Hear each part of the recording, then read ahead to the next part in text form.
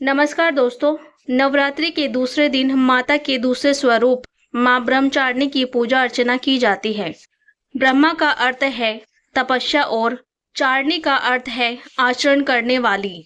इस अनुसार ब्रह्मचारिणी का अर्थ हुआ तप का आचरण करने वाली। माता ब्रह्मचारिणी ने भगवान शंकर को पति के रूप में प्राप्त करने के लिए घोर तपस्या करी थी।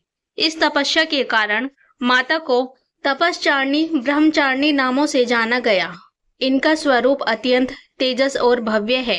श्वेत वस्त्र पहने, दाहिने हाथ में जप की माला लिए और बाएं हाथ में कमंडल धारण करे। इनकी पूजा करने से साधक का मन स्वादिष्ट चक्र में स्थिर होता है।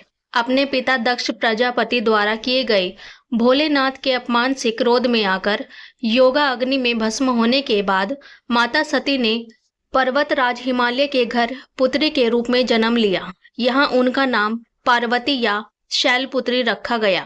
जब पार्वती बड़ी हुई, ब्रह्मा जी के मानस पुत्र देवर्षि नारद ने उन्हें दर्शन दी और उन्होंने पार्वती जी को बताया कि यदि वह तपस्या की राह पर चले तो उन्हें पूर्व जन्म के पति भगवान भोलेनाथ को वह पति के रूप में प्राप्त कर सकती है। नारद मुनि के आदेश अनुसार भोलेनाथ को पति के रूप में प्राप्त करने के लिए पार्वती जी ने घोर तपस्या करी। उन्होंने 1000 सालों तक केवल फल और फूल खाकर तपस्या करी। फिर 100 साल तक केवल साग खाया। कठोर तप करते हुए माता ने खुले आकाश के नीचे बारिश, धूप और ठंड के भयंकर कष्ट सहे। इतनी कठोर तपस्या करने के बाद 3000 सालों तक धरती पर गिरे हुए बेलपत्रों को खाकर भोलेनाथ की पूजा अर्चना करी। फिर कुछ समय बाद उन्होंने वह बेलपत्र खाना भी बंद कर दिया। इसके बाद हजारों सालों तक उन्होंने बिना कुछ खाए पिए कठोर तप किया। इस तपस्या के कारण देवी का शरीर दुर्बल, पतला और क्षीण हो गया था। उनकी यह दुर्बल दशा देखकर उनकी माता मैना को बहुत दुख हुआ। उनकी इस कठोर तपस्या को देख तीनों लोकों में हाहाकार मच गई।